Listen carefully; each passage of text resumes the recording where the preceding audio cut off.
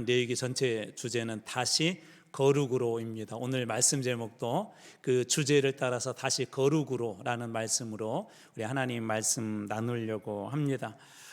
우리 성경을 이렇게 읽다 보면 좀 어려운 부분이 있어요. 읽기 싫은 그런 부분들이 있는데 우리 대표적으로 마태복음 1장 같은 그런 곳이고요. 또 하나는 오늘부터 보게 될 이 레위기 말씀입니다.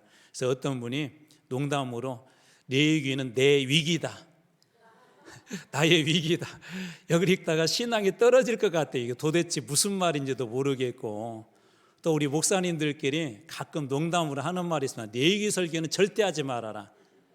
설교하면 성도들이 떨어진대요. 이 레위기 설교가 계시록도 조금 좀 난해하지만 레위기에 보면 무슨 막 제사법도 많고 절기도 많고 우리 문화하고는 안 맞는 많은 것들이 있어가지고는 이 레위기 설교를 농담으로 하지 말라 할 정도로 레위기는 잘 손을 대지 않습니다. 그러나 레위기의 그 말씀은 내 위기가 아니라 내 위기를 돌파하고 또 우리 교회의 어떤 상황들을 이겨내게 하는 그런 생명의 말씀이 이 레위기 속에 들어있습니다. 한 35번 정도 이렇게 말씀을 예정하고 있는데요. 여러분들이 이 레위기 같이 공부하고 말씀 나눌 때 이 말씀을 통해 여러분의 삶에 놀라운 회복이 일어나고 혹시 위기 속에 있다면 그 위기를 이겨내는 오히려 통로가 되고 디딤돌이 되는 오늘 레위기 강의 시간 될 줄로 믿습니다. 자, 오늘은 우리 첫 번째 그 시간으로 전체적으로 한번 이 레위기에 대한 개관적인 이야기들, 그리고 왜 다시 거룩으로라는 그런 주제를 가지고 이어가는지 한번 그런 부분을 집중적으로 나눠 보려고 합니다. 코로나 이후에 어떤 보고서에 의하면은 한국 교회 예배 회복이 코로나 전에 70%다. 그러니까 코로나 전처럼 회복이 안 된다는 거예요. 재정의 상태, 또 교인들의 모이는 그런 모임의 상태뿐만 아니라 우리 예배 드리는 것조차도 코로나 이전보다도 못하다라는 그런 얘기들이 들려옵니다. 거기에다가 한국 교회의 이 세속화 문제를 성도들과 목사님들에게 이렇게 조사를 해봤는데 성도들은 81%가, 그러니까 교회 다니는 분들이 얘기하시기를 한국 교회가 세속화되었다라고 말씀하신 분들이 교회 내에서 81%, 그리고 목사님들은 91%가 그렇다라고 그렇게 대답했다고 합니다. 그뿐만 아니라 코로나 전후 한국교회에 대한 그런 신뢰도는 지난 2022년도에는 무려 18%로 이렇게 추락하기도 했었습니다. 성도들뿐만 아니라 비신자들까지도 이러한 이유들, 방금 제가 앞에 설명했던 이유를 가장 큰 이유 중에 하나를 무엇으로 삼고 무엇으로 이야기하냐면 성도들의 삶과 신앙이 불일치하기 때문이다. 우리 주일 예배 때도 지금 같은 그런 이야기들 나누고 있는데 성도들이 신앙하는 것, 신앙생활과 그들이 믿고 있는 것과 말씀과 삶이 다르게 불일치하게 산다. 이것은 세상 사람들도 그렇게 보고 있고요. 교회 안에 있는 성도들도 그렇게 보고 있다고 합니다. 이런 의미에서 레위기는 오늘 우리 시대에 어떤 중요한 그런 관점들을 우리에게 보여주고 지금 우리에게 던져진 이와 같은 수많은 위기와 그런 질문들을 어떻게 우리가 신앙적으로 돌파할 수 있을지를 잘 보여주는 성경이 바로 그 레위기입니다. 신앙과 삶의 그 불일치, 그것이 아니라 신앙과 삶에 어떻게 우리가 일치를 이뤄내고 또 레위기의 가장 중요한 주제가 여러 번 계속해서 살펴보겠지만 거룩인데 어떻게 우리 삶 속에서 거룩을 실천해 갈 수 있을까, 또 그것을 통하여서 무엇이 거룩인지를 고민하고 어떻게 실천할지도 이 레위기를 통해서 저희들은 나누어 보고 또 알아볼 수가 있습니다. 이 레위기는 단순히 예배를 넘어서 또 제사를 넘어서 전체 우리의 삶이 거룩한 삶이 되는 법, 우리 어떻게 이 예배뿐만 아니라 제사뿐만 아니라 우리의 삶 속에서도 거룩하게 살아갈 수 있을지, 또 형식적인 신앙이 아니라 또 진심의 신앙으로, 또 외적인 신앙이 아니라 우리 중심의 신앙으로 그렇게 우리가 신앙을 전환해 나갈 수 있을지, 그런 이야기들이 이 레위기 속에도 많이 들어있습니다. 거기에다가 우리 한국교회 신뢰도가 이렇게 추락했다고 했는데 신뢰받는 그런 교회, 그리고 삶으로 증명되는 교회로서의 그런 회복, 어떻게 회복할 것인가 일종의 솔루션과 같은 것이 그 레위기입니다. 그래서 레위기는 사실은 너무나도 중요한 그런 성경이고요. 꼭 성도들이 오늘 신약 시대를 살고 있지만 성도들이 알아야 될 그 성경 중에 하나가 바로 이 레위기입니다. 이 레위기를 통하여서 여러분들의 그 삶에도 거룩함이 회복되어지고 삶에 그렇게 탈출구들이 보여지고 또 레위기를 통해 우리 한국교회 여러분의 신앙도 업그레이드 될 뿐만 아니라 우리 한국교회의 그런 신앙도 또 세상에서 신뢰도도 높아지는 그런 교회가 될 줄로 믿습니다. 자, 그렇다면 이 레위기에 대해서 간략하게 몇 부분을 먼저 한번 살펴보려고 하는데요. 이 레위기는 어느 지역에 있었을 때 하나님이 말씀을 주셨는지에 대해서 간단히 한번 살펴보려고 합니다. 이스라엘이 출애굽을 하여서 이제 홍해를 건너고 시내산에 도착했는데요. 대략 그 기간에 한 3개월 정도 걸렸습니다. 출애굽한 후에 3개월 정도 걸려서 시내산에 도착했고요. 그 산 밑에 이를 시내 광야라고 그래요. 그러니까 시내 광야에 있었을 때 그때 하나님께서 그곳에서 이 말씀을 주셨는데 이 시내 광야에서 대략 11개월 20일 정도, 그러니까 1년 가까이 이곳에서 거주하게 되는데요. 떠나기 직전에 하나님께서 대략 한 달 정도 기간에 이 시내 광야, 시내산에 있는 시내 광야에서 주신 말씀입니다. 그래서 출애굽기 40장 17절에 보면 출애굽기의 말씀이 끝날 시점이 둘째 첫째 달 곧 그 달 초하루에, 그러니까 출애굽 2년 1월 1일에 성막을 세우니라. 이 성막을 세우는 일이 끝나고요. 그리고 레위기로 넘어가거든요. 그리고 이제 레위기가 끝나고 민수기로 넘어가는데 민수기 1장 1절에 보면 이스라엘 자손이 애굽 땅에서 나오는 둘째 해 둘째 달 첫째 날, 똑같이 둘째 해 성막을 세운다는 첫째 달 첫째 날이라고 그랬는데 민수기의 시작은 둘째 날 첫째 날이거든요. 그러니까 한 30일, 대략 한 달여 가는 동안에 하나님께서 이 레위기의 그런 말씀을 주셨습니다. 이 레위기는 우리 그 구약 공부하면서도 여러분들 기억날지 모르겠는데 혹시 구약에서 히브리인들은 성경의 책 제목을 어떻게 정하는지 기억나세요? 구약의 이 성경의 이름을 우리는 지금 레위기 그러지만 원래 그 히브리인들은 레위기라고 그렇게 부르지 않았습니다. 뭐라고 불렀는지 혹시 기억나세요? 구약 시대 특별히 히브리인들은 이 성경의 이름을 이렇게 정할 때 첫 번째 단어를 가지고 성경 이름을 정했어요. 무엇을 가지고 성경 이름을 정했다고요? 첫 번째 단어로. 자, 혹시 우리 찬송가가 600장이 넘는데 찬송가 제목을 어떻게 정한지 아세요? 찬송가 제목.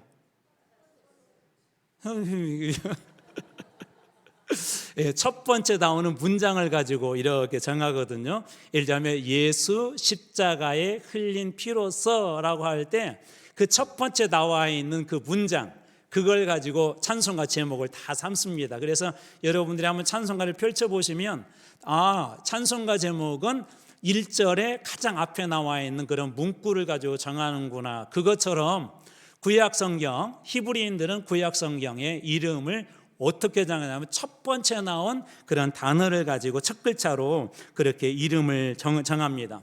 자, 예를 들자면 창세기는 베레시트 바라 그렇게 시작해요. 베레시트가 태초에, 처음에라는 말이가 바라, 창조하셨다라는 그런 의미가 있거든요.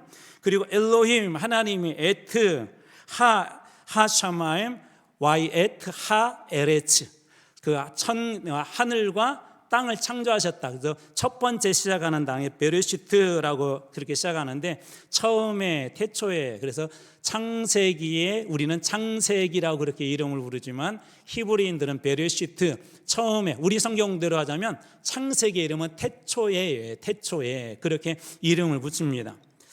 민수기는 이 광야에서 쓰였다 해서 부미드마르 그렇게 시작하거든요. 부미드마르, 광야에서 그렇게 시작하거든요. 그래서 민수기 같은 경우는 우리말로 이렇게 번역을 그대로 하자면 광야에서, 성경책 이름이 광야에서입니다. 레위기도 마찬가지인데요. 이 레위기의 제목을 제가 여러분들에게 히브리 이 성경의 이름을 일일이 소개하는 그 이유가 있어요. 레위기의 성경의 이름은 이렇게 시작합니다. 와이크라. 여기 와이라는 말은 그리고라고요. 이 크라는 말은 카라, 부르다는 말에서 이렇게 파생한 건데, 그리고 그를 부르셨다. 그 뒤에 모세가 등장하는데 이 모세를 그리고 모세를 부르셨다라고 그렇게 시작합니다. 그래서 여기에 그리고 그를 부르셨다 그래서 히브리어 성경에서는 와이크라라고 하는데요.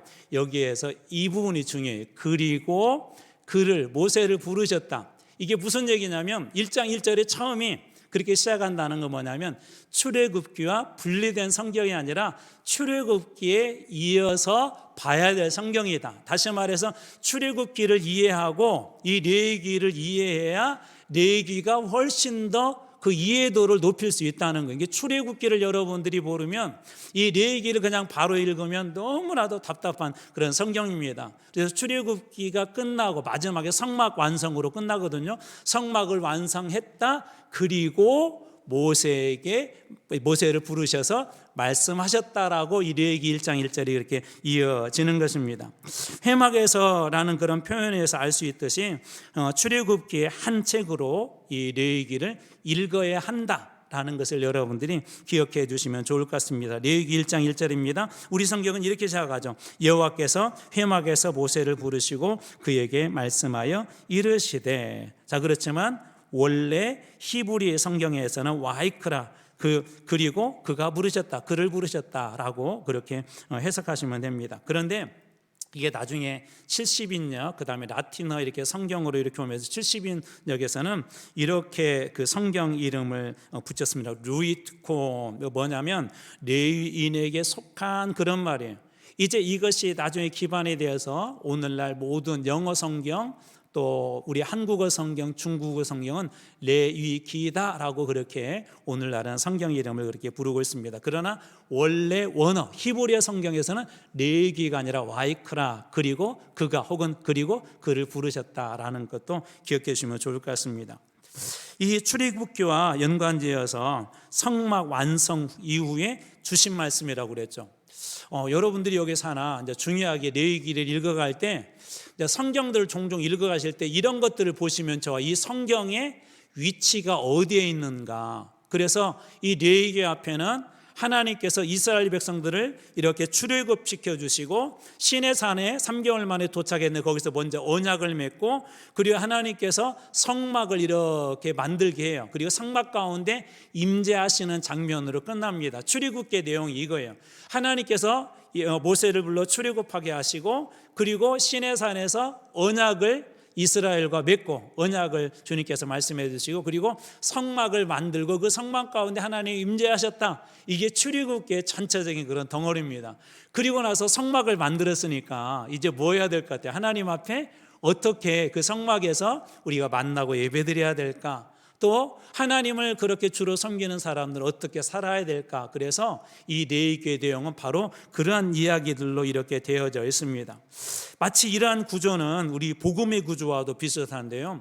우리 출애굽을 했다는 어떤 의미가 있죠? 죄의 노예로부터 우리가 영적인 그런 자유를 얻게 되고 그리고 우리가 하나님을 믿음으로 고백함으로 하나님의 말씀과도 영적 언약을 맺죠. 그것뿐만 아니라 이제는 우리는 예배자로 하나님 앞에 서게 됩니다. 그리고 이제 예배드리는 사람으로 또 어떻게 살아가야 될까? 그런 것처럼 이 출애굽기와 레위기는 마치 우리 구원을 받은 사람들이 어떻게 성화해 나갈까? 어떻게 믿음 생활을 해 나갈까? 삶 속에 적용할까라는 그런 복음의 구조도 이 출애굽기와 레위기 속에 있습니다. 더 이상 노예가 아닌 하나님의 백성으로 살아가는 지침서, 더 이상 이 애굽의 노예가 아닌, 더 이상 죄의 노예가 아닌 하나님의 백성으로서는 이제 어떻게 살아야 할까라는 그런 이야기를 이 레위기에 기록했다는 것이죠. 이 레위기에 가장 중요한 주제가 이것은 여러분들이 꼭 기억했으면 좋겠어요. 바로 거룩이라는 말입니다. 히브리어는 카도시라고 그래요. 뭐라고 한다고요? 카도시라고 해요. 카도시. 여러분들이 히브리어 단어 하나를 이렇게 오늘 배운 겁니다. 이 거룩이라는 말은 이런 뜻이었어요. 구별하다, 분리하다. 그러니까 무엇인가 우리가 하나님을 믿는다는 것은 세상 사람들과 구별된 존재라는 것이죠. 세상 사람들과는 좀 뭔가 다른 존재라는 거예요. 하나님이 애굽의 노예로 이스라엘 백성들이 이렇게 불러주셔서 이 레위기를 말씀하시면서 너희들은 이제 거룩한 존재야. 내가 거룩하기 때문에 너희들은 거룩한 존재야 라고 말씀해 주신 것은 이제 옛날에 애굽 생활처럼 살면 안 돼 라는 의미도 되고 이 너희들이 이제 그 출애굽하여 자유를 얻었으니 주변 이방 나라의 사람들처럼 그렇게 살면 안 돼, 구별된 삶을 살아야 돼라는 말이 이 거룩이라는 그 속에 들어 있습니다. 하나님께서 그 백성에게 이 거룩에 대한 요구를 절박하게 해요. 무려 이 레위기에는 150회 이상이 이 거룩이라는 말이 등장합니다. 하나님이 왜 이 레위기, 하나님과 이제 이스라엘 백성들이 맺은 언약 속에 어떻게 살아갈까라는 어떻게 영적인 법칙을 이야기하면서 거룩이란 그런 단어를 150회 이상 하셨을까요? 그 이유는 그만큼 이제 구별된 백성, 구원받은 백성들은 이 거룩한 삶이 중요하기 때문에 그렇습니다. 그것은 하나님과 관계도 마찬가지고요, 우리 이웃들과 관계에서도 너무나도 중요합니다. 그래서 이 레위기의 핵심 구절이 오늘 여러분들하고 읽은 이 레위기 11장 45절 말씀입니다. 제가 한 번 더 읽어드리겠습니다. 나는 너희의 하나님이 되려고 너희를 애굽 땅에서 인도하여 구별하여 낸 여호와라. 내가 거룩하니 너희도 거룩할지어다. 내가 그들과 세상의 다른 신과 같지 아니하고 구별된 존재인 것처럼, 내가 거룩한 것처럼 너희도 이제 더 이상 노예가 아니고 너희는 이제 영적인 자유인이기 때문에 너희들도 거룩한 그런 존재가 되어야 된다라고 하나님께서 그렇게 말씀하여 주십니다. 그래서 이 레위기의 구조도 보면 그런 구조로 되어 있어요. 마치 로마서하고 같다고 그랬죠. 지난 시간에 우리 로마서 12장 1절과 2절 우리 주일 오전에 이 말씀을 나누면서 이 구조 얘기를 했는데요, 이 레위기도 크게는 두 덩어리, 앞에는 제사법, 뒤에는 성결법 혹은 생활법. 그래서 하나님 앞에 우리가 어떻게 제사를 드릴까, 이건 하나님 앞에 나가는 법이에요. 출애굽기 나중에 한 번 더 이 부분을 보겠지만, 이 마지막 끝부분에 보면, 출애굽기 마지막에 보면 무슨 장면으로 끝난다고 그랬죠? 제가 아까 출애굽기 마지막 끝은 성막의 완성으로 끝이 나거든요.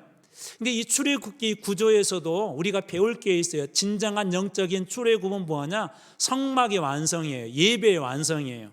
여러분, 예배 가운데 온전히 거할 수 있는 사람, 예배를 정말 온전히 즐거워할 수 있는 사람, 예배 가운데 하나님의 임재를 경험하는 사람이 진정한 영적으로 출애굽한 사람들이에요. 여러분, 예배를 드리는데 감동이 없고 예배 가운데 하나님의 임재가 없고 예배가 나에게 고통스럽다면 아직 어쩌면 온전한 구원의 상태에 이르지 못했을지도 모릅니다. 그래서 출애굽기 끝에 보여주는 그런 장면인데, 근데 또 하나 중요한 장면이 있어요.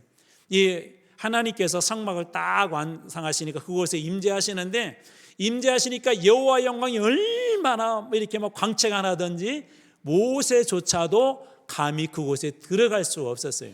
여러분, 여기에서 하나 중요한 것이 있습니다. 뭐냐면 성막은 아무나 들어갈 수가 없었어요. 성막은 하나님의 임재하신 곳에는 마치 무엇하고 똑같냐면, 우리의 태양의 온도가 얼마인지 잘 모르잖아요. 근데 예를 들어서 이렇게 모닥불 피우나 장작불 피우는데 여러분이 화장지나 종이를 들고 아주 가까이, 불이 안 닿아도 괜찮아요, 가까이 놓고 있어 오면 시간이 지나다 어느 순간에 누렇게 변하기 시작하고 그게 검은 이렇게 재로 변해버리고 말합니다. 태양은 그것보다 훨씬 더 뜨겁죠. 가까이 가기만 해도 사람이 되었든지 쇠가 되었든지 흔적도 없이 순식간에 다 타서 없어져 버린답니다. 제가 무슨 얘기를 드리려고 하냐면, 하나님의 거룩한 임재 속에 죄 있는 인생들이 그냥 나가게 되면 죽게 돼요. 우리가 나중에 이 대속죄에 대해서 배우게 될 것이고 또 우리 속죄소에 대해서도 배울 것인데, 하나님 앞에 대제사장이 나가다 죽는 일들도 있거든요. 죄를 가진 인간은 하나님 앞에 나갈 수가 없어요. 그런데 지금 성막은 완성되어 있고 하나님은 예배를 드리라고 하는데, 바로 하나님께 나가는 방법, 우리는 어떻게 거룩하신 하나님 앞에 설 수 있을까? 죄인 된 우리가 어떻게 하나님 앞에 설 수 있을까? 하나님 앞에 나가는 방법, 그 제사법을 알려주는 것이 1장에서 16장입니다. 그리고 두 번째로는 이 17장에서 27장까지는 성결법, 생활법이에요. 그러면 이제 거룩한 너희들, 구별된 너희들이 세상에서 어떻게 구별되게 살 수 있을까? 거룩하게 살아갈 때 우리는 하나님과 동행을 합니다. 그래서 17장에서 27장까지는 하나님과 함께 사는 법, 하나님과 동행하는 법에 대한 그런 이야기들, 그래서 우리가 생활법 혹은 성결법이다 그렇게 이야기합니다. 다시 말해서 하나님 앞에 다시 산 인생들, 하나님 앞에 거듭난 인생들은 어떻게 살아야 할 것인가. 그래서 로마서의 구조와도 아주 흡사 비슷하다고 그랬죠. 자, 그렇다면 우리는 이 레위기를 왜 읽어야 할까요? 이 레위기는 무엇보다도 그리스도의 속죄의 예표가 들어있어요. 속죄, 대속 제물의 예표가 바로 이 레위기 속에 들어있습니다. 특별히 우리 신약 성경에서 이 레위기와 관련된 중요한 성경 한 권이 있는데요, 바로 히브리서입니다. 히브리서. 이 히브리서를 레위기를 이해하지 못하면 히브리서를 이해하지 못합니다. 이게 성경을 우리가 어느 한 권만 공부해서 안 되는 이유를 알겠죠. 레위기를 그냥 읽는 것보다는 출애굽을 이해하고 레위기를 읽으면 훨씬 더 이해가 깊고, 또 레위기를 우리가 충분히 이해하고 히브리서를 읽게 되면 이 히브리서의 내용이 훨씬 더 확연하게 그 의미와 그 교훈들이 잘 드러납니다. 가장 중요한 것이 이것이죠. 바로 이 히브리서 9장 12절 말씀, 제가 한 절 말씀은 뽑아봤는데 들어보십시오. 염소와 송아지 피로 하지 아니하고, 레위기에서는 염소와 송아지의 피로 하나님 앞에 제사를 드렸죠. 그렇죠. 자, 그런데 히브리서 기자는 이렇게 얘기해요. 염소와 송아지 피로 아니하고 오직 자기의 피로. 여기에서 자기는 누구를 이야기하는 것일까요? 그죠? 예수 그리스도를 이야기합니다. 자, 오직 자기의 피로, 예수 그리스도의 피로 십자가의 죽으심으로 영원한 속죄를 이루사 단번에 성소에 들어가셨느냐. 단번에 어디에 들어가셨어요? 성소에. 죄를 가진 인간은 성소에 들어갈 수 있어요, 없어요? 없어요. 그래서 구약의 제사는 최소한 매년 1년에 한 번 이스라엘 모든 백성의 죄를 속죄하는 대속죄의 일이라는 그런 그 기간을 갖춥니다. 매년 해야 되죠. 임시적이죠. 한시적이죠. 임시 방편입니다. 그 기한도 1년밖에 안 돼요. 매년 이 속죄의 제사를 하고 나서야 이스라엘은 하나님 앞에 온전히 예배드릴 수 있었어요. 여러분, 우리 기도할 때도 보통 우리 장로님, 오늘 우리 권사님들 기도하셨는데 꼭 무엇을 넣죠? 제가 지금 이야기한 것을 바탕으로 한번 얘기해. 무엇을 넣어요? 회개 기도를 넣죠. 우리 하나님 앞에 나가기 전에 감사 기도도 하지만 하나님을 찬양하고, 그리고 하나님 앞에 감사하고, 회개 기도하고, 그리고 예배를 위해서 기도하고, 또 중보 기도하고 중보 기도하고, 우리 보통 그곳에다가 앞에다가 대개 회개 기도를 집어넣어요. 이게 뭐냐면 어떻게 보면 구약적인 습성입니다. 하나님 앞에 예배드리는 사람은 구약에서는 이 죄를 가지고 나갈 수가 없었어요. 자, 성막은 만들어졌고 하나님은 이제 이 제사법을 통하여서 어떻게 우리 하나님 앞에 나갈 수 있을까라는 것을 보여줬는데, 히브리서 기자는 이 모든 것을 단번에 해결한 한 분이 있다. 그분이 바로 누구다라고 이야기한다고요?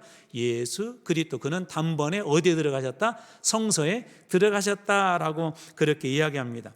또 하나 다른 것이 있죠. 방금 읽어드렸던 히브리서 9장 12절에는 이 한 번의 속죄, 1년의 속죄가 아니라 무슨 속죄라고 이야기하죠?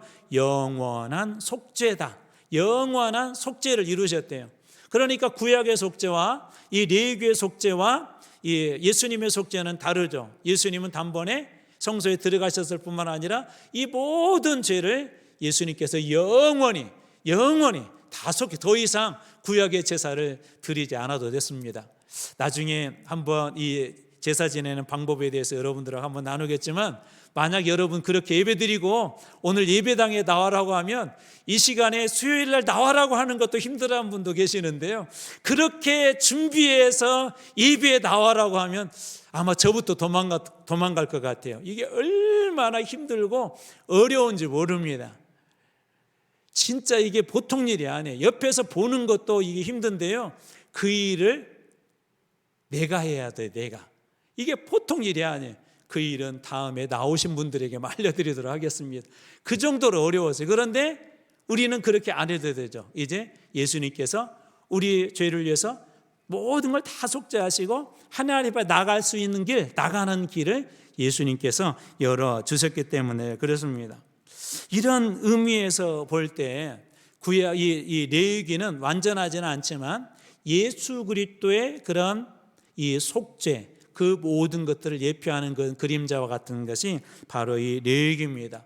또 이런 의미에서 본다면 하나님의 백성이 된다는 것은 어떤 의미가 있는가라는 것도 이 레위기를 통해서 우리들에게 질문하고 고민하게 해요. 그래서 여러분들이 이 레위기의 말씀을 들을 때 하나님의 백성이 된다는 건 어떤 의미가 있나라는 걸 여러분들이 고민하셔야 돼요. 그런 질문을 한번 던져보셔야 돼요. 우리가 예수를 영접한다는 건 어떤 일이 있죠? 예수님을 영접하게 되면 일단 무엇이 없어지죠? 그렇죠. 가장 중요한 문제는 죄의 문제가 해결이 되죠. 자, 그 다음에 우리의 신분의 변화가 일어나죠. 죄의 종이 아니라 이제는 누구의 자녀가 돼요? 영접하는 자, 곧 그 이름을 믿는 자들에게는 하나님의 자녀가 되는 권세, 하나님의 자녀, 신분의 변화가 일어나죠. 또 뿐만 아니라 이제 하나님과 함께하는 삶, 예수님께서 말씀하신 것처럼 우리가 사자성어로 이걸 뭐라고 한다고 그러죠? 내가 너희와 함께한다. 하나님이 우리와 함께하신다. 사자성어로. 네, 사자성 하니까 좀 헷갈려요. 맞아요. 임마누엘. 하나님은 이제 우리와 함께하신대요. 그것뿐만 아니라 우리에게 새로운 삶을 요구하죠. 예수를 영접한다는 것은 이처럼 속죄가 일어나고 그 다음에 신분이 바뀌게 되고 또 우리의 삶이 하나님과 동행하는 그런 삶이 되고 새로운 삶의 시작을 알리는 게 바로 우리가 예수 그리스도를 영접한다는 것입니다. 마찬가지로 이 레위기는 뭐냐면 구원받은 이스라엘 백성들이 출애굽하에서 언약을 맺고 이제 하나님의 백성으로 이렇게 살아야 한다라는 그런 이야기를 이 레위기를 통해서도 해주고 있는 거예요.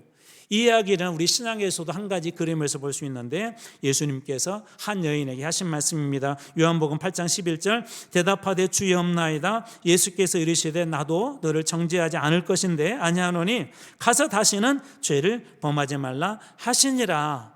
내가 이제 용서를 받았다면 이제 하나님의 자녀가 되었다면 계속해서 죄를 짓는 죄의 종으로 살지 아니하고 이제 자유함을 누리는 자녀로 죄를 짓지 않는 새로운 그런 삶을 살아야 된다라고 예수님은 그렇게 요구하시죠. 이런 이야기들을 이 구약에 특별히 모세오경을 잘한 사람들이 있었어요. 누가 잘했을까요? 신약 시대 때 이 모세오경을 잘 알고 있는 사람들이 있었어요. 누굴까요? 여러분들 한번 얘기해요. 신약 시대에 유대인들 또 바리새인들, 서기관들, 대제사장들 이분들이 이 구약의 율법을 잘 알았어요. 그 법도를 잘 알았죠. 그래서 예수님이 종종 이 율법을 어기게 되면 왜 율법을 어겼냐고 일일이 다 지적을 하죠. 그런데 이들이 이 법을 잘 알고 그렇게 했는데 예수님께서는 우리 마태복음 공부하면서 그런 얘기를 했는데 23장에 보면 이 화 있을진저라고 이들을 책망합니다. 그 중에 한 절 다시 한번 제가 읽어드리겠습니다. 마태복음 23장 13절입니다. 화 있을진저 외식하는 서기관들과 바리새인이여 너희는 천국문 문을 잘 들어보세요. 너희는 천국문을 지금 누구에게 얘기하는 서기관들과 바리새인들에게 외식하는 자들이다 이야기하면서 너희는 천국문을 사람 앞에서 닫고 너희도 들어가지 않고 들어가려 하는 자도 들어가지 못하게 하는도다. 하나님을 소위 잘 믿는다고 하는 사람들이에요. 그런데 예수님은 뭐라고 말씀하시냐면 너희들 외식한다. 너희들이 법을 잘 안다고 이야기하고 신분이 변화되어서 내 자녀라고 그렇게 이야기하고 그렇게 이야기하면서 자녀처럼 살지 아니하고 하나님의 법을 여전히 무시하고 그래서 하나님은 겉으로는 하나님 믿는 척하지만 속으로는 하나님 없는 신앙을 가진 그들을 향하여서 외식하는 자다. 그러면서 화 있을진저라고 그렇게 이야기합니다. 이게 무엇이죠? 하나님께서 요구하시는 삶까지 살지 못했던 거예요. 머리에 지식은 많이 있었지만 율법에 대한 말씀에 대한 지식은 많이 있었지만 삶으로 이어지지 않은 거예요. 예배와 삶이 여러분 같이 동시에 가지 않으면 그 신앙은 여러분 죽은 신앙입니다. 예수님 말씀에 의하면 그건 외식하는 신앙이에요. 예수님 말씀에 의하면 그것은 화했을진저 반드시 하나님께서 그 문제에 대해서 책망하시겠다라고 그렇게 이야기합니다. 그러니까 우리 주일 오전에도 나눈 것처럼 예배와 삶은 동일하게 같이 가야 한다는 게 얼마나 중요한지를 보여주고 있는 것이죠. 제가 초두에 우리 한국 사회와 우리 한국 교회가 가지고 있는 어떤 인식에 대한 이야기를 했는데 한국 교회의 신뢰도가 떨어진 가장 큰 이유가 뭐라고요? 신앙과 삶의 불일치. 그것은 성도들도 그렇게 생각을 해요. 예수 믿는 사람들도 그렇게 생각을 해요. 예수 믿는 사람들조차도 목사님들조차도 한국 교회가 세속화되었다 그렇게 얘기를 해요. 그럼 어떻게 해야 되죠? 여러분 내 몸에 여기저기 가시가 들어와가지고 가시가 찔려가지고 나를 괴롭게 하면 알아요. 어떻게 해야 되죠? 뽑아내야 되지 않겠습니까? 내 몸속에 이 썩은 음식, 부패한 음식을 먹어 식중독에 걸려서 그러면 어떻게 해야 되죠? 그 독소를 뽑아내야 되지 않겠습니까? 그래야 살지 않겠습니까? 한국교회가 살아야 된다고 이야기하고 우리 교회가 부흥해야 된다고 수많은 사람들이 그렇게 외치고는 있지만 신학에 대한 지식은 많아요. 복음에 대한 지식은 많아요. 그런데 정작 그것이 우리 삶 속에서는 적용되지 않습니다. 여전히 우리 안에서 썩어있는 부패한 음식들이 우리의 삶을 괴롭히고 있음에도 불구하고 그것을 토해내지 아니하고 그것을 버리지 아니하고 여전히 붙잡고 있는 그런 신앙은, 우리가 혹시 여전히 그런 신앙을 가지고 있지 않은지 이 레위기는 끊임없이 여러분들에게 질문할 거예요. 그래서 여러분 이 레위기를 공부하고 이 레위기에 대해서 말씀을 듣다 보면 때로는 상당히 힘들어져요. 왜 힘들어지냐면 그게 내 이야기, 나를 이야기하고 있기 때문에.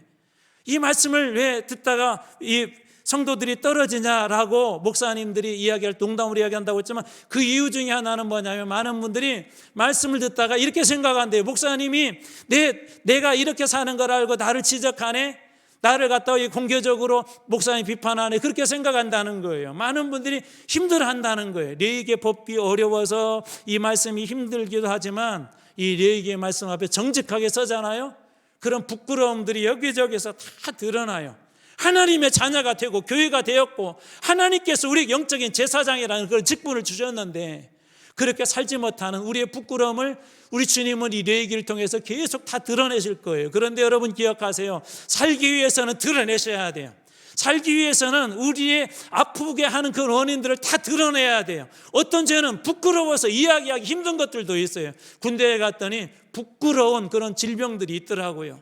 그런데 이 부끄러운 그런 질병조차도 어떻게 의사에게 이야기를 하고 드러내고 제가 이런 일을 했습니다, 그래서 이런 저에게 이 병이 생겼습니다라고 정직하게 이야기하고 그 죄를, 그 병을 드러낼 때 의사 선생님이 깨끗하게 다 치료해 준 것처럼 어떤 건 부끄럽고 힘들지만 우리 레위기의 말씀을 들으면서 하나님 앞에 그것을 다 내려놓고 주님의 이름으로 축원합니다.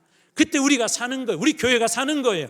우리 교회가 그때 살게 될 때 우리 한국교회도 여러분 살게 될 줄로 믿습니다. 그래서 말씀을 만날 때 여러분들이 나 혼자만의 이게 주시는 말씀이 아니에요. 여러분 한 사람이 변화되면 가정이 바뀔 거예요. 한 가정이 바뀌면 교회가 바뀔 거예요. 우리 교회가 바뀌게 되면 대한민국이 바뀔 것입니다. 다른 사람 얘기할 필요가 없어요. 다른 사람의 서기관이다, 다른 사람의 바리새인이다, 더 이상 얘기할 필요가 없습니다. 우리 어쩌면 오늘 이 말씀은 오늘 우리들을 향하여 바로 내가 바리새인이고 서기관이고 외식하는 자이고 내가 화를 당할 자다라고 그렇게 어쩌면 우리를 향하여 그렇게 손가락질하고 있는지도 모릅니다.